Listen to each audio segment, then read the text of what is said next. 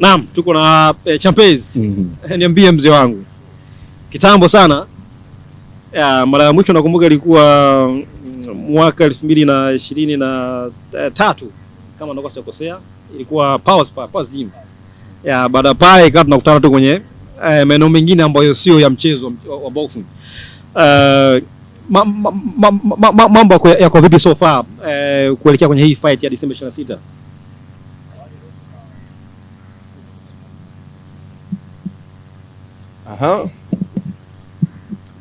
Awali ya yote namshukuru Mwenyezi Mungu sana kwa kunipa neema ya afya ya ku maintain vile vyote ambavyo nimekuwa nikijiandaa navyo na utayari navyo vitokee wakati wa maandalizi ya pambano langu. Lakini pia ni mshukuru promoter wangu Meja Semunyu, ni mtu ambaye anapaswa kuangaliwa sana na platform ya Azam TV kama mmoja wa mapromota wenye usubutu sana wa kufanya mambo makubwa, kwa sababu boxing nimetembea nchi nyingi. Kwa hiyo ninapotembea nchi za watu na ninapoangalia kwetu boxing inaendeshwa kwenye mifumo tofauti. Hata ukiangalia wanapokuwa wana mafanikio wenzetu na sisi ni tofauti.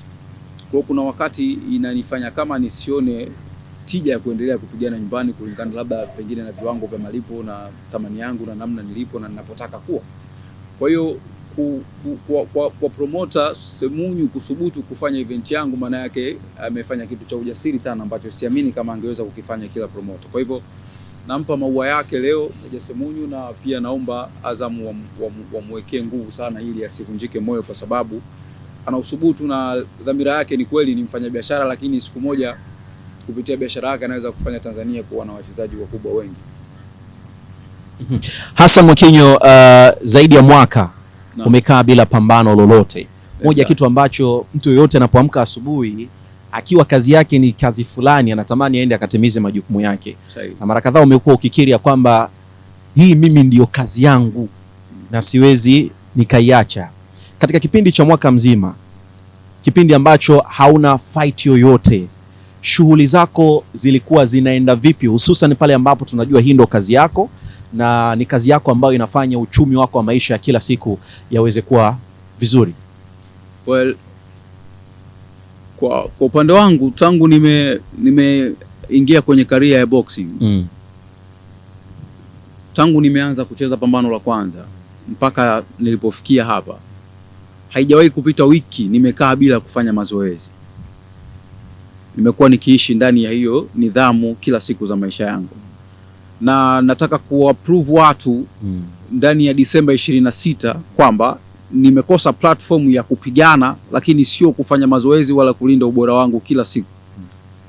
Kwa hivyo nafikiri Bwana Aidan anaweza kuja na majibu au maswali mengine mapya itakapofika Disemba 26, ambavyo vile alivyokuwa anatarajia kuviona naweza kuviona kwa ukubwa kuliko alivyokuwa anatarajia kuviona, kwa sababu naamini ninaishi ndani ya boxing, na bahati au nafasi niliyokuwa nayo kwa upande wa walimu wangu hawanifundishi boxing, wamenipa elimu ambayo inanisaidia wakati mwingi hata nisipokuwa karibu nao. Kwa hiyo naamini na shule kubwa ambayo wanapaswa kujifunza maboksa wengi kupitia fight yangu ya tarehe 26. Hassan, kuelekea kwenye hii fight, moja kati ya mambo ambayo yalikuwa yakizua maswali mengi sana ni namna ambavyo mchakato wa upatikanaji wa opponent wako ulikuwa umechelewa. Nakumbuka tulimtangaza Stanley Eribo ilikuwa imebaki kama wiki mbili hivi kabla ya fight. Sahihi.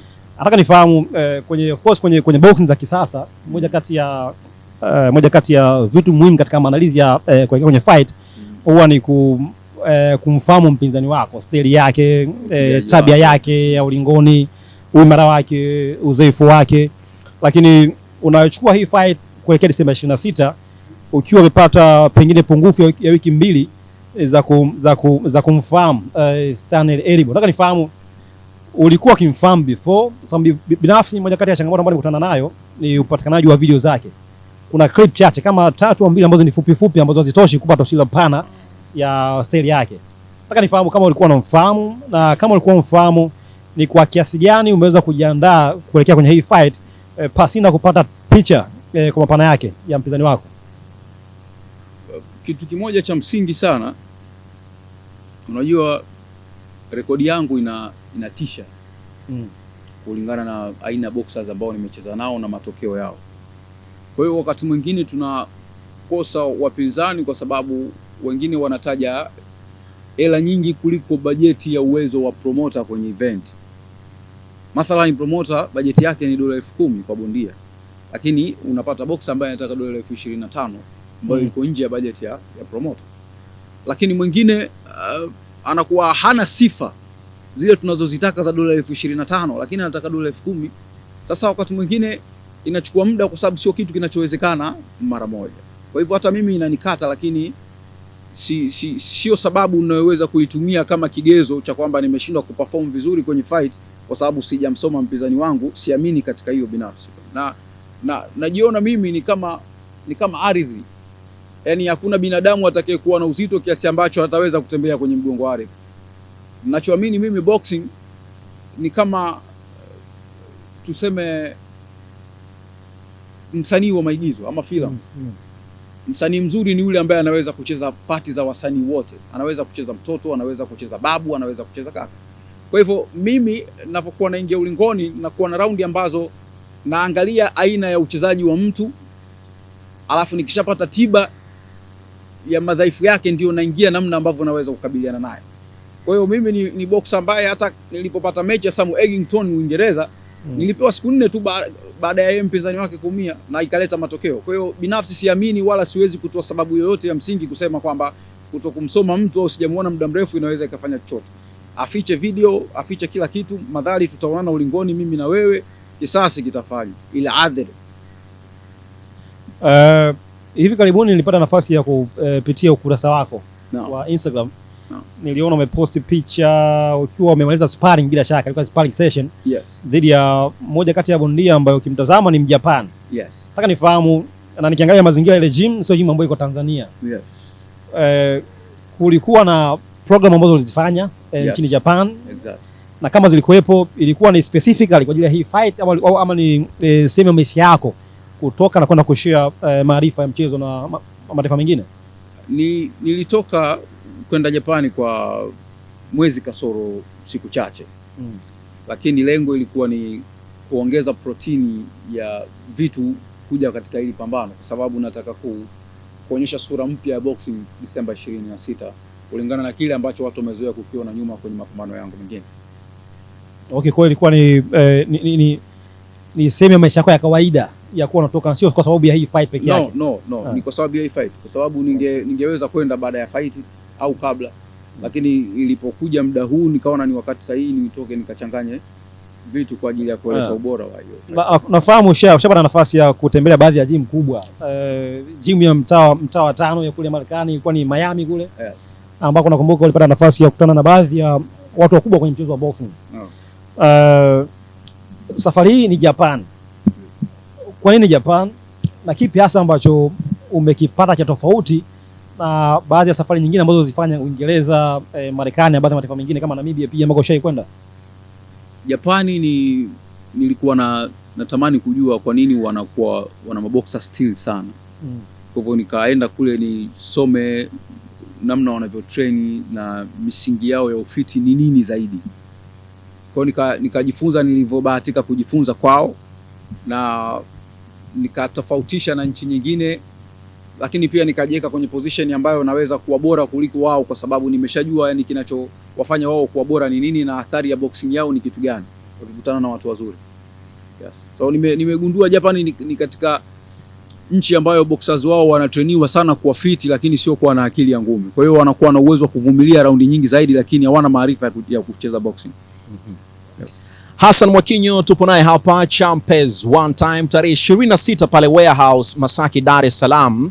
Anakwenda kuingia ulingoni pamoja na Edboy kutoka Nigeria, moja ya bondia ambaye ukiangalia rekodi zake utaona ubora wa bondia huyo. Lakini mwisho wa siku Hassan hapa wakati anaulizwa na Aidan ameeleza wazi ya kwamba kabla ya kwenda kwenye pambano hili ilimtosha takriban mwezi mmoja na siku kadhaa kukaa katika taifa la Japan, kusafiri Tanzania miles na miles kwa ajili tu ya maandalizi mazuri, kuongeza protein na vitu ambavyo atakwenda kuonyesha Watanzania siku hiyo ufiti wake baada ya zaidi ya mwaka kukaa bila pambano lolote. Champions one time, wakati tunaelekea tarehe 26 na tuko na ndugu zetu hapa waandishi wa habari watapata nafasi ya kuuliza maswali.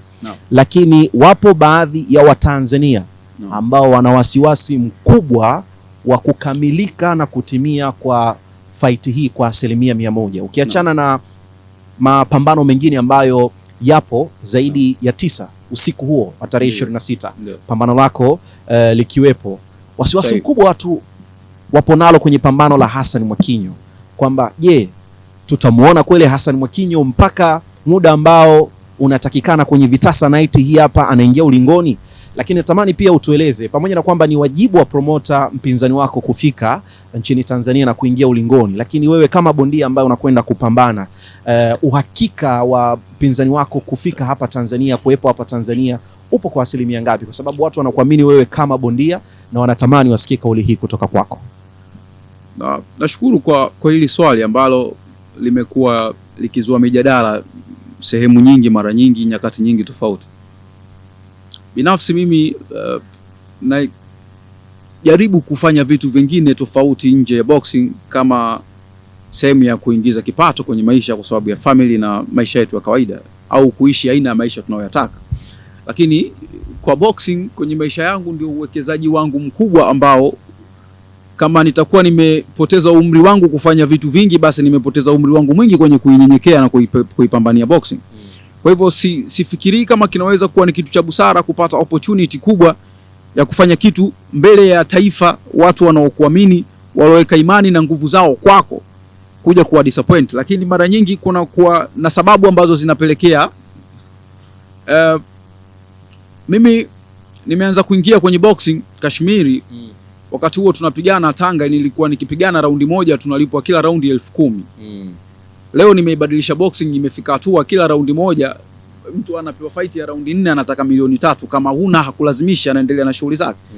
Sasa nataka kufikisha boxing ya Tanzania ifike wakati boxer awe anasaini mkataba wa milioni 300, 500 iwe ni kawaida kama wanavyopigana Europe. So kuna vitu usipoviwekea misimamo mikali, bado watu wanaweza kushusha heshima ya kazi yako na career yako na bado wakakuchukulia poa.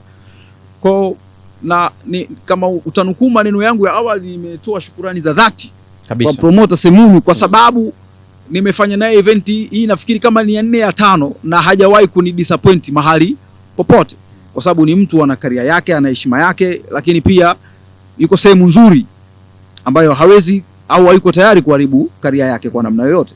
So vitu vingi ambavyo nilipaswa kufanya naye kama promoter au kama mfanyabiashara au kama mwekezaji viko katika 150%.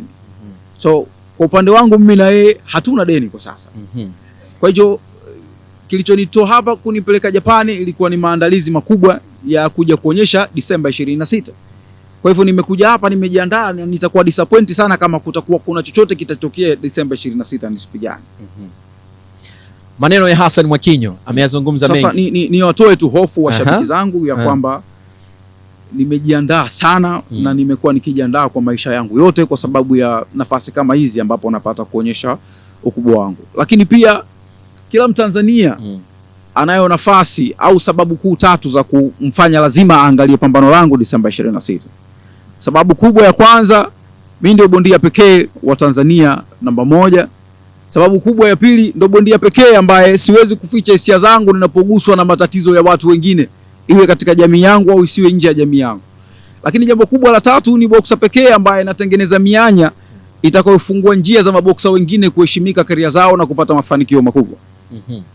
Basi sawa, aidha nafikiri tuende kwa ndugu zetu wanahabari, sababu mtazamaji wa Azam Sports 3 ambaye unafuatilia matangazo haya mubashara kutoka hapa Mikocheni Garden 79, ambapo tunazungumza na Hassan Mwakinyo, lakini pia wanahabari watapata nafasi ya kuuliza maswali.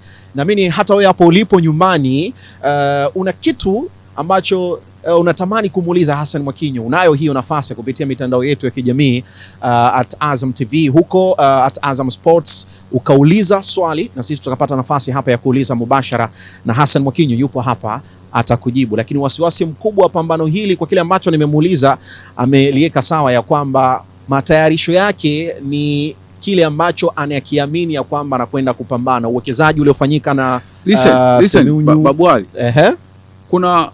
Kuna sometimes mapambano yanaharibika kwa sababu kuna kuwa na vitu vingi vinatokea nyuma ambavyo kwenye macho ya watu hawavioni. Lakini ni vinatengenezwa na watu, na dhamira ya watu ni kuhakikisha Mwakinyo ana disappoint watu ili asipate watu wa kumsimamia vitu vyake.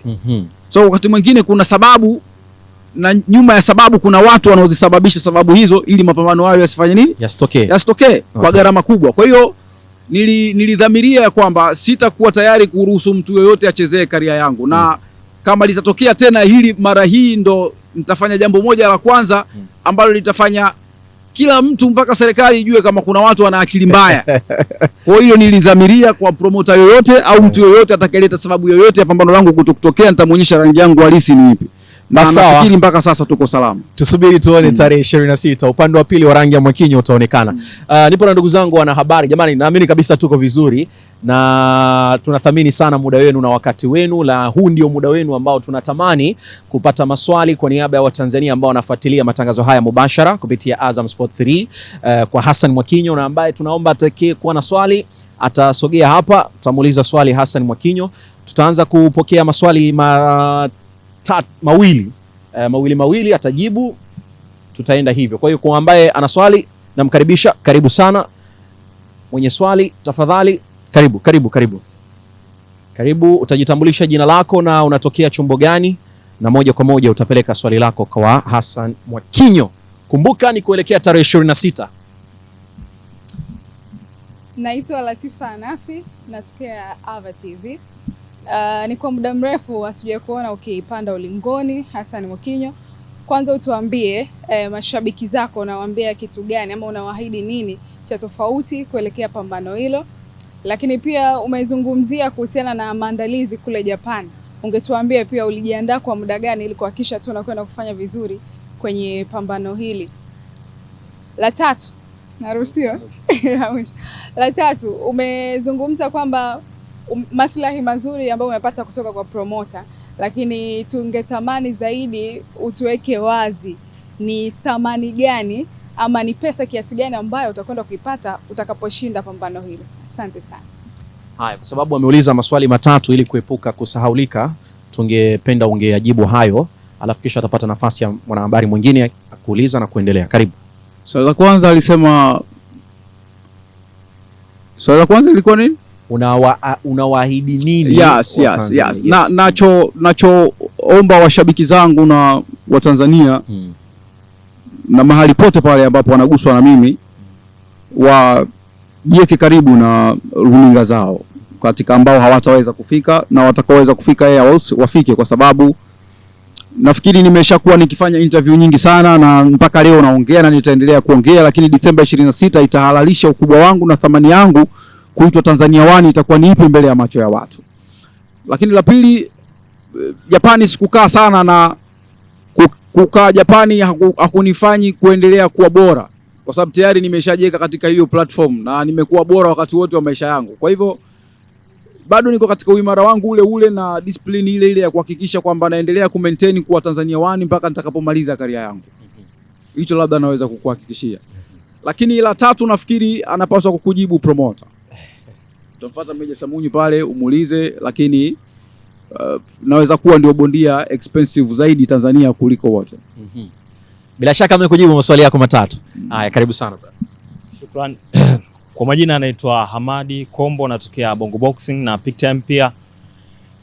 Champions, nina swali moja kama soma wili pia. Swali la kwanza kuhusiana na takwimu. Ukiingia Box Rec pale una mechi takribani 27 ambazo zimeandikwa, na umeshinda mechi 24 na umepoteza 3 kama sijakosea. Pinzani ameshinda takriban mechi 18. Kwa pressure hizi za takwimu kwako unaizungumziaje na unawaaminisha nini wa Tanzania na mashabiki zako? Swali jingine, bila shaka we ni mfuatiliaji wa mitandao ya kijamii. Kuna video ilisambaa ya mpinzani kwa yupo safarini kuelekea ama kuja hapa Tanzania. Baadhi ya mashabiki ama wafuatiliaji wa mitandao hiyo walikuwa wana doubt kwamba kulingana na taswira ya mpinzani kwamba anaonekana ni ndizi ama ni mzee, kwa hiyo utapata mseleleko. Vile vile unawaambiaje wenye hiyo dhana? Shukrani. Haya, Hassan Mwakinyo, kazi kwako, maswali mawili hayo. La kwanza lilikuwa linahusu nini? Rekodi za bondia ama mpinzani wako kilinganisha na zako. Ni za mimi Mara nyingi naamini katika uwezo wangu wa boxing. Naamini katika hesabu zangu, naamini katika uwezo wa kuzichanga karata zangu ninapokuwa uwanjani na mtu yoyote. Kwa hiyo atakayefanikiwa kuchanga karata zake vizuri atapata matokeo, na ndicho ambacho nimejiandaa nacho. Lakini kuhusiana na watu kusema juu ya mpinzani wangu ni hila ambazo nimekuwa nikizisikia tu wakati wote wa maboksa wote niliowahi kukutana nao. Kwa hiyo sio jambo linaloniumiza, as long as kama naweza kupata boksa rahisi na naweza kupata hela nyingi, ni bora nikaendelea kufanya hivyo. Sawa. Na swali la pili, amegusia zaidi kuhusiana na mpinzani wako, watu wengi kusema kwamba ndicho nilichokuwa na kijibu kwa jitihada. Watu wengi wamekuwa wakijaribu kubeza aina ya boxers ambao wanapigana nao. Imekuwa ni kawaida, lakini kama kucheza na maboksa dhaifu kunanifanya niweze kupata hela nyingi, sina haja ya kufanya kazi nyingine, kwa sababu hata na wao pia wanaweza kucheza na maboksa dhaifu wakapata hela nyingi kama mimi. Tumeona maboksa kadhaa hapa wamewahi kuleta maboksa wa hovyo na wakawapiga pamoja na uhovyo wao. Kwa hiyo kama unaweza kuleta boksa wa hovyo na unaweza kumpiga, bado unamaanisha kuwa wewe ni bora. So katika maneno ya namna hiyo hayaniumizi, na ikiwa yupo mtu atasema yule boksa ni mtu mzima, labda aniambie baba yake nilifai kucheza naye pambano gani.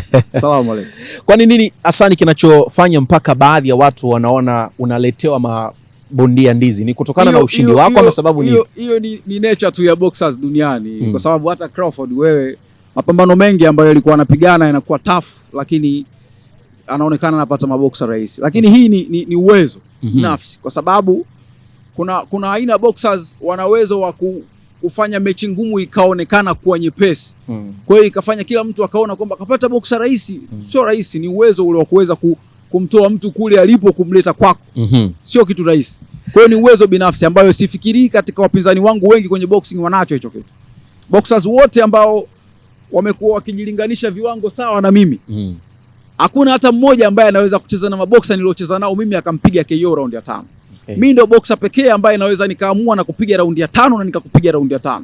Na hiyo sio bahati, ni shabaha, kwa sababu vitu navipika jikoni kila siku na nina uhakika na ninavyovifanya. Asante sana. Tunathamini pia swali lako mtazamaji wa Azam TV, kwa ambao unafuatilia mubashara kutokea hapa Mikocheni Garden 79 kupitia Azam Sport 3. Lolote ambalo unatamani kuliuliza kupitia kurasa zetu za mitandao ya kijamii @Azam Sports, tuandikie hapo na tutapata nafasi ya kuuliza. Tupo na wanahabari. Karibu sana. Karibu sana. Sogea hapa. Hapa. Yes. Tujitambulisha jina lako na tuende kwenye swali moja kwa moja. Sawa. Kwa majina naitwa Sostenes. Mimi na maswali mawili kwako. Karibu. Swali la kwanza, Champezi tunaenda kushuhudia usiku ambao tumeusubiri kwa muda mrefu. Hatujamuona Champezi akipanda ulingoni. Nataka kufahamu nini ambacho kimemfanya Champezi amekuwa kimya muda mrefu. Ni wewe mwenyewe ulikuwa huko tayari kupanda ulingoni, au mapromota wa kutafuta fight ambayo ingekufanya upande ulingoni? Hilo ni swali la kwanza. Lakini swali la pili, Champezi, mimi ni mmoja wa watu ambao nimesikiliza kwenye press zako nyingi ukisema kwamba kuna mambo huwa yanatokea kwenye fight ambayo yanafanywa na watu makusudi kwa ajili ya kukwamisha. Yes. Unadhani kwa nini Champezi watu wanamfanyia mambo ya kusudi kumkwamisha? Na kwa nini wafanikiwe? Na kama waliweza kufanikiwa kwenye fight 2 au moja wakaleta Masokolo Kwinya yakakubali, je, unaamini kwenye fight hii umejipanga vya kutosha kuhakikisha kwamba yale mambo yasirudie tena? Sawa. Asante. Lakini cha muhimu ni hicho, kwa nini wanafanikiwa? Sawa. Tuyajibu hayo bwana Hassan Mwakinyo. Sawa. La kwanza alisema linahusiana nini? La kwanza amezungumza ukimya. Ukimya, yes. Mimi ni expensive fight. Na malengo makubwa sana kwenye maisha ya boxing. Na thamani yangu nimeitengeneza hapo. Ningekuwa ni mabondia wenu wale wanipige nikale, ningekuwa napigana kila mwisho wa mwezi. Lakini bahati mbaya sana Mwenyezi Mungu hakunipa hiyo platform, na ni boxer ambaye ikiwa sipigani basi siwezi kulala siku sijakula kwa sababu sijapigana. Kuna namna tunaweza kusurvive bila boxing, lakini sitoki nje ya boxing. Kwa hivyo nafikiri ni thamani yangu niliyojiwekea, na umeona impact yake kwenye jamii kwamba leo kila mtu, mpaka yani hata wale baadhi ya boxer ambao wanabeza jitihada zangu tayari wameshanunua vingamuzi vyao, wanasubiri pambano waliangalia. Na kuna wengine hawataki kuangalia mapambano na watu hadharani kwa sababu ya chuki ambazo wamekuwa wakiziweka kwangu, lakini wanaangalia chooni kwa sababu wanaza Max kwenye simu zao. Najua. Jengine waliokuwa wanaliongelea ni kwamba yupo mtu anataka kushusha jina langu ili boksa wake au baboksa wake wachukue nafasi yangu. Amesahau kwamba au anasahau kwamba hakuna nguvu ya kutengeneza mapenzi kwa watu wakupende kama Mungu hajataka hicho kitu. Sijui kama unanielewa. Na kwa bahati mbaya sana mambo mengi yametokea yakiharibika ni kwa sababu ya udhaifu wa kamisheni yetu ya Ngumi. Mara nyingi nikiongea kwenye interview wanazikata, ujumbe inakuwa haufiki. Sasa sijui na hichi kipindi mtakikata, lakini mara nyingi nasema ili watu wayafanyie kazi na kuhakikisha maboksa wanapata salama. Leo hawezi kutokea mtu nje akasema mimi Mwakinyo nataka iwe 1 2 3, anamtumia mtu kwenye kamisheni ya Ngumi na yule mtu anafanya. Maana yake usalama hakuna. Sijui kama unanielewa. Leo nitakutolea mfano. Kuna TV moja ilianzisha ngumi mtaani. Lakini lengo lao lilikuwa ni kunyanyua boxing ya Tanzania, maboksa wawe juu. Lakini dhamira hiyo kunyanyua maboksa, lakini pia kuitangaza TV yao iweze kuwa juu. Lakini baadaye wakapata washauri ambao walikuwa wanawakataza wale kuwapa platform maboksa ambao wangeinyanyua TV, wakawa wanachezesha maboksa ambao wao wana maslahi nao. Kwa hiyo ikapelekea TV ikawa inatoa hela kila siku kuandaa event, lakini hawafiki kwenye lengo kwa sababu wanachezesha maboksa ambao hata wanawashabikia simu za mikononi hawana. Kwa hiyo kinachotokea ni nini? TV imefungwa. Kwa hiyo tayari wamenyimwa platform watu wengine. Oya vipi, mbona mnaambiana mkate interview nini? Tuendelee Hasani, tuendelee. Kwa hiyo lengo ni nini? Lengo ni lazima kuwe na watu imara ambao wanaweza kubeba commission yetu, kusimamia vitu sawa viende. So nimechoka kuletewa unyonge. Mara ya kwanza imefanyika, nimemshtakia Mungu, mara ya pili hii, mara ya tatu. Nasema tena, yule promoter ambaye amekuwa na kawaida ya kuharibu mapambano yangu, na hapa kwa jina la Mwenyezi Mungu, mara hii nafikiri kesi yangu sijui mahakama gani itazungukwa na Tanzania nzima kuja kusikilizwa. Lakini kwa kuongezea, kwa mujibu wa swali lake, amesema unafikiri kwa nini anafanikiwa zaidi ya mara moja? Anafanikiwa kwa sababu kamisheni yetu haikuwa imara. Basi. Kwa sababu silaha ninazopigwa, yani wanaotakiwa ni protect ndio wanaongeza mashambulizi. Haya, asante sana Bwana Hassan Mwakinyo. Nikukumbusha tu mtazamaji, tupo live kupitia Azam Sports 3 na nikukumbusha mapengo. Nikukumbusha pia tarehe 26 tutakuwa live pia kupitia Azam TV pale Warehouse Masaki, katika kuhakikisha kwamba burudani hii unaipata popote pale ulipo, na itakuwa ni usiku wa vitasa. Bana, karibu sana. Jitambulishe jina lako, unatokea chombo gani, na tuende moja kwa moja kwenye swali. Asante. Champez, mambo vipi? Bwana, naitwa Alhaji Zuberi, natokea Ayoma TV. Ndio. Kwanza ni kupongeze miongoni mwa boxers ambao wana mashabiki wengi Tanzania. Duniani. Basi sawa, jambo la kuvutia sana.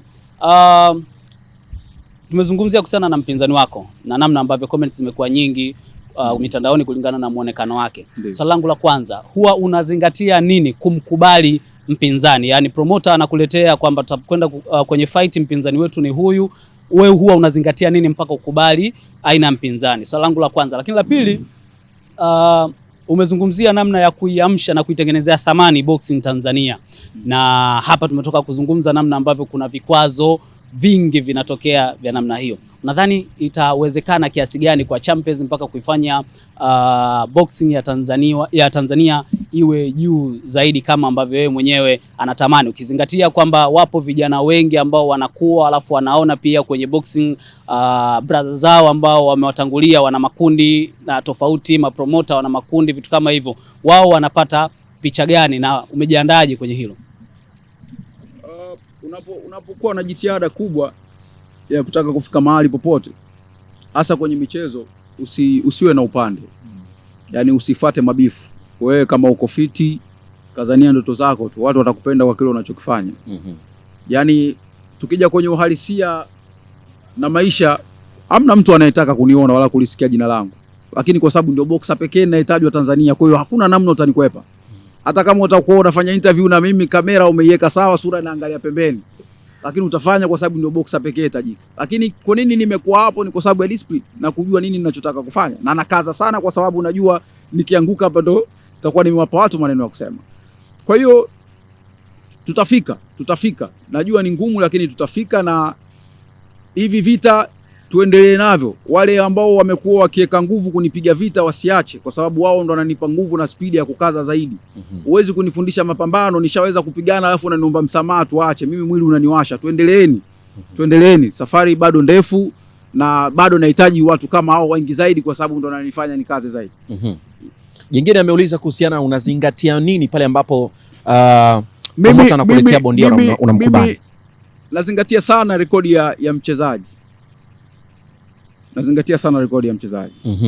Yeah. Sawa, anazingatia zaidi rekodi ya mchezaji. Ndugu zangu wanahabari, mwenye swali mwingine, karibu brother, karibu. Jitambulishe jina lako na moja kwa moja tuende kwenye swali. Hii ni press yenu. Alafu kitu kimoja nimesahau. Mimi ndio boxer peke yake sijawahi kumpa mshabiki hata fulana aje anishangilie. Watu wote wanakuja kwa mapenzi yao. Sijawahi kumtilia bodaboda mafuta anipige kelele. Watu wote wanakuja kunisupport kwa mapenzi yao. Kwa hiyo sinunui mtu. Yes, na kuleta heshima au mvuto kwenye pambano langu sina haja ya kuita msanii aje imbe bure pale au nimpe tiketi ya bure aje. Mario mwanangu ananisupport, atanunua tiketi milioni 1. Dula Makabila atanunua tiketi milioni 1. Hivyo ndio ninavyotakiwa kwenda professional. Huwezi kuwaita wakina nani sijui msanii gani Kingwendu wape watu tiketi bure onekana umejaza watu, mchongo huo sina. Na ikifikia wakati nafanya hivyo boxing nitaacha brother. Bwana nitakuwa sina mchongo tena. Asante kwenye swali. Champezi, mambo vipi? Poa kaka. Mimi naitwa Peter Mavala kutoka Mavala TV. Ndio. Umekaa muda mrefu bila fight kubwa. Swali langu, umeathirika vipi kiuchumi, kwa sababu fight au ngumi ndio maisha yako ya kila siku? Swali langu la pili, kwenye press zako nyingi umekuwa ukisema wewe ni bora na maandiko yako mengi sana kwamba ni bora, ambayo wewe haujathibitisha kama mimi ni bora. Mimi sio mtu sana wa boxer, lakini kwa namna ambavyo unazungumza na fight zako ambazo umezifanya umekuwa bora. Sasa nataka nijue kwa nini wewe ni bora.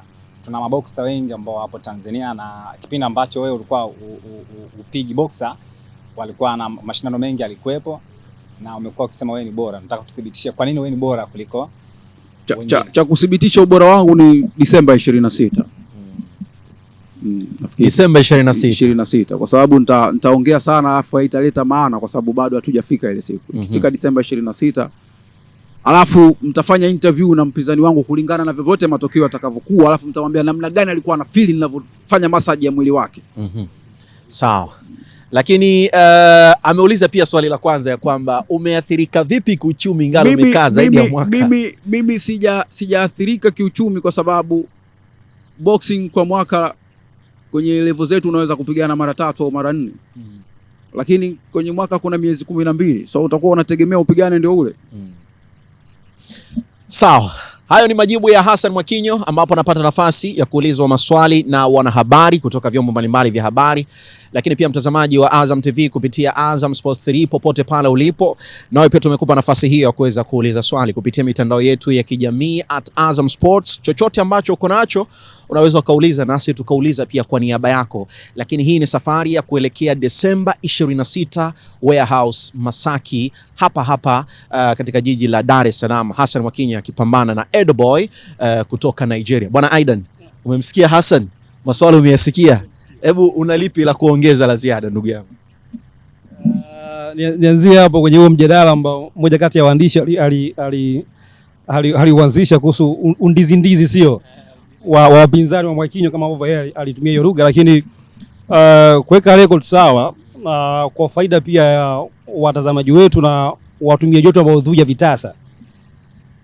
Wakati mlikaribisha mara ya kwanza kabisa nilimtaja Hassan kama ndo nilitumia the most decorated, yani kama ndo bondia bora zaidi kwa sasa hivi, sio? Na niliweka lile neno kwa sababu ambaye ana mawazo tofauti na mtu anipinge kwa mjadala. Hassan, kwa kumbukumbu ambazo niko nazo mimi, ndio bondia Mtanzania pekee ambaye amewahi kushia ulingo mmoja dhidi ya mabondia ambao ni mabingwa wa dunia wa zamani wawili. Na ninaposema mabingwa wa dunia, nazungumzia wabondia ambao waliwahi kuwa mabingwa kwenye ile mikanda mikubwa 4. Kwenye professional boxing tuna mikanda mikubwa 4. Kuna WBC, kuna WBA, kuna WBO na IBF. Hassan amewahi kushare ulingo mmoja dhidi ya bingwa wa zamani wa dunia wa IBF Julius Indongo. Indongo ambaye kwa mara ya kwanza wakati Terence Crawford anakuwa bingwa undisputed kwenye super light alimpiga Julius Indongo na kuunify ile mikanda mikubwa minne. Lakini pia Hassan alishare ulingo mmoja dhidi ya Liam Smith. Liam Smith ni bingwa mwingine wa zamani wa dunia kwenye ile mikanda mikubwa minne. Kwa hiyo hii ni kofia ambayo tunapaswa kumvesha. Sikumbuki ni bonde gani kwenye historia nchi yetu na ruhusa wanipinge ambao wamewahi kushare ulingo mmoja dhidi ya mabondia ambao walikuwa ni mabingwa wa dunia wawili tofauti. Julius Indongo, Liam Smith mwaka 2021 22 I think. Hassan Mwakinyo. Kwa hiyo ni moja kati ya rekodi ambayo yuko nayo na of course moja ila nikukatisha. Unajua hata nilipopigana na Liam Smith ilipotokea technical ya kuumia pale, pambano likaharibika. Watu wengi walikuwa wanalizungumzia ile pambano nimeuza kwa sababu waliamini nina uwezo wa kumpiga Liam Smith kwa sababu mimi ni bora zaidi yake. Sasa vipi leo waseme nina uwezo wa kucheza na mabondia ndizi ni kuwe kumbe nina uwezo wa kupiga mpaka world champion. Na nafikiri pia walizungumza hivyo kwa sababu mpaka ile round yani inafika technical ndio inatokea. Ndio. Ulikuwa kwenye control fight. Uliona nilikuwa kwenye control fight. Mwendo ambao nilikuwa namfanya mtu ninavyotaka. Leo nicheze na boxer wanasema naletewa ndizi. Kweli jamani? Yes, kwa nilikuwa nataka niweke rekodi sawa kidogo kurekebisha hicho ambacho of course wana hiyo haki ya kuzungumza, na of course kwenye boxing hata kwenye football kila mtu ana uwezo kutazama kitu kwa macho yake yeye na kutoa mtazamo wake. Promoter kuna promoter mmoja kayakanyaga, niacheni tu leo niongee. Yaani yeye anaweza kuwa anatumia watu kila bondia akimaliza kufanya interview aniongelee mimi ni mtu mbaya. Na wengine nimewalea. Kuna baadhi ya maboxer nimeletewa na wazazi wao wanasoma darasa la 4 mpaka wamefika form 2 mko nao. Na wafundisha ngumi. Leo wamekuwa ni maboxer na wao wanataka kupigana na mimi, wanaongelea ubaya na nini na vitu kama hivyo. Lakini lengo ni kuona kama kuna namna wanaweza kushusha heshima yangu, kupandisha heshima zao, lakini heshima ya boxer huwezi kuishusha mpaka upigane naye, ambapo milango iko wazi. Kama kuna mtoto wa mtu babake ana hela za kutosha na anaamini kwenye ufiti wake fantashiru. Yes, na kabla sijampatia kipaza bwana Kashmir, turejea kwenye fight yako dhidi ya Eribo. Fight yako ya Disemba 26 inakwenda kuwa ni fight yako ya 4 mfululizo dhidi ya bondia kutoka ukanda wa Afrika Magharibi. Ulicheza na Patrick Alote, Daniel Late na Elvis Haluga pia kutoka nchini Ghana. Of course kwenye boxing tunafahamu sometimes styles za upiganaji huwa zinadepend na ukanda. Kuna wa Mexico wana style zao, Mexican style, kina kule Cuba, footwork, Marekani, American style, sio? Kwa experience yako ya kushia ulingo mmoja dhidi ya mabondia kutoka ukanda wa Afrika Magharibi, ni kipi ambacho unakitengeneza kutoka kwenye hiyo experience ya hao fighters watatu ambao so far umecheza nao kwenye fight yako, fight yako tatu zilizopita? Kwa maana ya style yao ambayo inawatambulisha zaidi. Kitu kimoja kizuri ambacho nakiamini sana, walimu wao wana weledi mpana wa ukufunzi kuliko walimu wetu. Kwa hiyo hata viwango vya wachezaji wao vinakuwa tofauti na viwango vyetu. Kwa hiyo kwa namna fulani inaweza ikawa ionekane mechi haijanielemea mimi, lakini kwa sababu ni bondia ninayetumia maarifa sana, kwa hiyo inanifanya nitumie hesabu nyingi sana mpaka kuja kuyafikia matokeo ambayo hayawezi kuona na kila mtu kwenye macho ya kawaida. Sawa, mtazamaji wa Azam TV, kwa ambao unafuatilia matangazo haya mubashara kutokea Mikocheni Garden 79. Kama nakumbuka pambano ambalo nilicheza na Elvis Haluga Zanzibar. Kocha wake aliniambia na mwili mdogo sana na ni mechi nyepesi kwa bondia wake. Lakini kilichotokea yeye ndo alimwambia bondia wake asiendelee tena. Sijui kama unanielewa. Kwa hiyo nafikiri utapata picha. Fight nakumbuka nilikuwa. Yaani mimi najua ngumi zangu zinauma, lakini sijui zinauma namna gani kama wale ambao nawapiga. Kwa hiyo nijitahidini sana baada ya matokeo kupatikana, mfanye nao interview, alafu muhase, yani mpe chakula, mlishe baga, unamfanya massage. Ilikuwaje? Alivyokupiga body umejisikiaje? Yani walau mpate tu ile flavor ya mtu unavomkanda anakuwa anajisikiaje. Umezungumza hapo kuhusu mtazamo ambao kocha wa Haluga aliotoa kutokana na muonekano wako. Fight yako dhidi ya Stanley Eribo inakwenda kuwa ni fight yako ya 3 kama sio ya 4 kucheza kwenye kilo 73 kwenye 73 middleweight. Najua sehemu kubwa ya kari yako ilikuwa ni kilo 66 welterweight, 69 welterweight, super welterweight. Ni kipi ambacho umekigundua kama tofauti kwenye hizi kilo 73 ambazo ni kilo za juu zaidi kwenye career yako kama professional boxer na fights ambazo umecheza kwenye kilo 66 na kilo 69 pia? Madhaifu ya kwanza wa boxers wengi wa kilo 73, 72, 74 wanaamini sana kwenye nguvu kuliko maarifa. Kwa sababu nimetoka kwenye uzito mdogo wa chini, nimekutana na maboksa wenye maarifa mengi. So nikihamisha mawazo yangu pale na kuwa tayari ni changamoto. Lakini pia wanaamini sana kwenye nguvu kuliko speed. Kwa hiyo ukiwa na speed unaweza kucontrol vizuri mechi. Na nguvu ninazo. Yaani tofauti na ninavyoonekana. Kwa hiyo kuna wakati nita box, kuna wakati nita fight, lakini kuna wakati itabidi kuhitimisha nini maana ya mtu kunyonyeshwa na mama yake miaka 2 ambayo pia iko ndani ya uwezo wangu.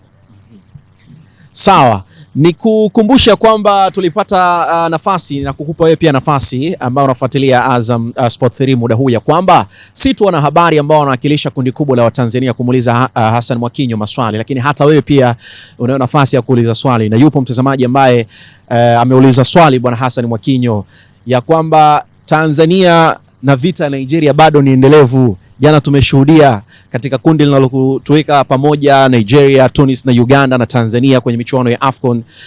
Kwenye mchezo wetu wa kwanza dhidi ya Nigeria tumefungwa 2-1, lakini uimara wa Taifa Stars umeonekana umekuwa kwa kadri ya kiwango ambacho amekionyesha siku ya jana.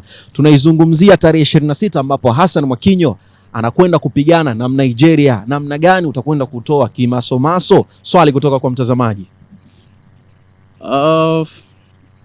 Mimi naomba nitumie nafasi hii kuiaminisha serikali pia na kuiasa waweke nguvu sana kwenye boxing, kwa sababu ni mchezo ambao unaweza kubadilisha matokeo na sura ya taswira ya mchezo wetu wa ngumi nchini. Unaelewa, kwa kiasi kikubwa sana.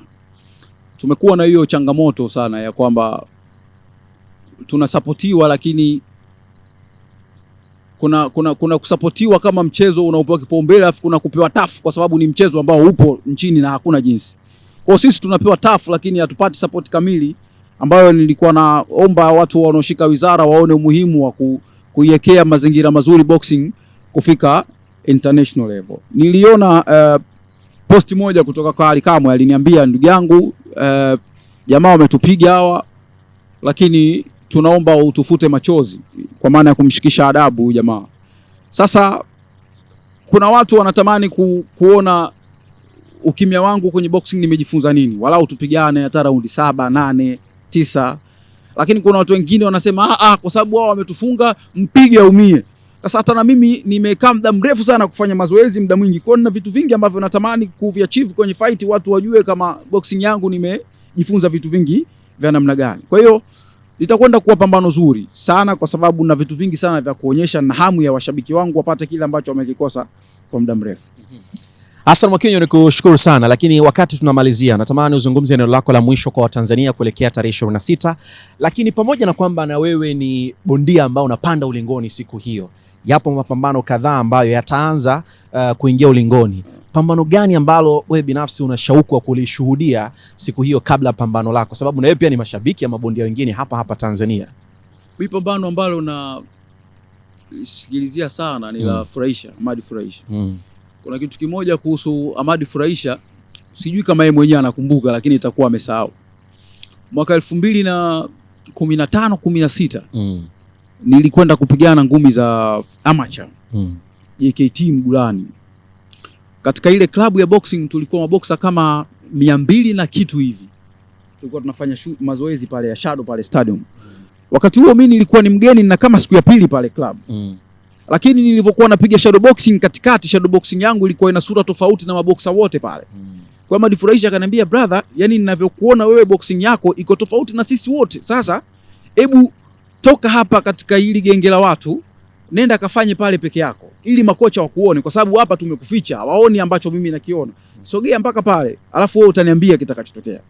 Kweli mimi nikajitenga nao, nikafanya shadow boxing peke yangu. Hazijaisha dakika 5 Nikamwona kuna kocha mmoja alikuwa anaitwa kocha Maneno, anamuita kocha mwenzake, wakaongea wakaniita, bwana wewe umetokea wapi? Nimetokea Tanga, hivi una uwezo wa kupigana naye? Kwa hiyo nikajikuta ndani ya siku 4 nilizokuwa pale nikapata nafasi ambayo pengine Furahisha singesema nisingeweza kuonekana. Na JKT Mgulani nimepigana sana, acha nimepiga watu knockout za kutisha pale, rekodi zangu zipo. Sio boxer tu wa kuvimba mimi. Nimemvunja mtu mkono, nimempasua fuvu. Yaani mimi sio boxer wa namna hiyo. Umeelewa? Okay. Lakini nimepita kule na natambua sana mchango wake Ahmad Furahisha, na hamu sana ili pambano ashinde, kwa sababu ni boxer mwenye discipline sana na mtu ambaye hana choyo, kwa sababu wakati huo ni wakati ambao tulikuwa wote hatuna kitu kabisa. Neno lako la mwisho kwa Watanzania? Na wala haitatokea siku niambie washabiki wangu wa ngumi nilivunjika bega ulingoni wala mkono. Mimi nafanya mazoezi na jiamini sana. Nawaomba sana washabiki zangu wa ngumi na Watanzania wote kujiweka tayari kwa ajili ya Disemba 26. Mimi nimekuja hapa kwa moyo mmoja na nina hamu sana ya kuwapa kile kitu ambacho Tanzania walikuwa na hamnacho. Katika jambo ambalo hamlijui, mechi zikiwa hazitokei kama hivi, watu wangu wa karibu na wapiga sana ngumi bila mimi kutegemea, zinanitoka tu kama mashetani. Umeelewa? Kwa sababu gani? Kuna watu wengine Shasaidi wakishakuwa wana mazongo yanawaponyoka tu, wanawapiga mazongo watu wa nyumbani kwa sababu ule uchawi yanao. Sasa kuna wakati mimi nawashwa na ngumi. Kwa hiyo natamani zitokee platform kama hizi nipigane. Umeelewa? Kwa hiyo na hamu ya kuwapa Tanzania kile ambacho wamekikosa kwa muda mrefu. Asalamu alaykum. Champers one time Hassan Mwakinyo, bondia ambaye atapanda ulingoni Desemba 26 Warehouse Masaki, Dar es Salaam. Lakini kupanda kwake ulingoni kutahakikisha na imani kubwa ya Watanzania walioiweka, na amezungumza hapa wazi ya kwamba yupo tayari kupigana, na utayari wake kupigana ni pamoja na mazoezi aliyochukua katika kipindi cha muda mrefu. Pambano hili alilifungia safari mpaka kuelekea Japan, lakini bado hiyo haitoshi. Yupo hapa, amezungumza na wanahabari, lakini amekata kiu pengine ya baadhi ya maswali ambayo ulikuwa nayo kuhusiana na yeye kuelekea Desemba 26, siku ya Boxing Day, na hii itakuwa ni maalum kwa ajili ya Vitasa Night, kwa ajili ya wewe kufurahi na kuenjoy. Hassan Mwakinyo atapanda ulingoni, lakini wapo mabondia kadhaa ambao watapanda ulingoni akiwemo Furahisha kama ambavyo amezungumza na wengineo. Lakini mwisho wa siku, usiku huu utashereheshwa ama utaekwa uzuri wa namna yake. Ukiwa umetupia white itakuwa ni vizuri zaidi, lakini ukikosa kabisa yoyote, njoo uje kumshuhudia Hassan Mwakinyo. Ukikosa kabisa basi tulia nyumbani ufuatilie promoter Mapengo mshamba. Usiache kunipiga vita, endelea, kwa sababu ndo ninavyotaka mimi. Ushanizoesha njia za kupigana na vita. Mimi ni Mogadishu hatuogopi vita. Ila vita itakuwa ni endelevu. Mimi niseme asante sana kwa niaba ya ndugu yangu bwana Aidan Mlimila. Tumekuwa na wakati mzuri sana, nikushukuru sana kwa wakati wako Hassan Champers. Tunawashukuru sana wanahabari wote, ndugu zangu wote ambao mmekuwepo hapa kunipa muda wenu. Nafikiri mngeweza kunipuuza, mngeweza kutoa udhuru zenu, lakini mumeheshimu. Mmefurahi sana hichi kikao, na ndugu yangu nilitamani sana siku moja nipate muda wa ana kwa ana kusemezana na yeye kabisa. Lakini pia Aidan hapa ni mtu ambaye amekuwa na mchango mkubwa sana kwenye tasnia yetu ya boxing, ambapo tumekuwa na wachambuzi wengi kwenye boxing, lakini walikuwa wanaziongelea boxing kwa utashi wao, si kulingana na namna zilivyo. Kwa hiyo kuna macho mawili tofauti, kuielewa boxing katika jicho la boxing ilivyo na kwa vile unavyotaka wewe. Kuna sometime mtu anakuwa ulingoni anapigana, mshabiki anasema piga hapa kati, hakuna nafasi ya kupiga hapa kati, lakini kwa sababu ni ngumi anayotaka kuona ikipi, ndio wakati mwingine anasema hivyo.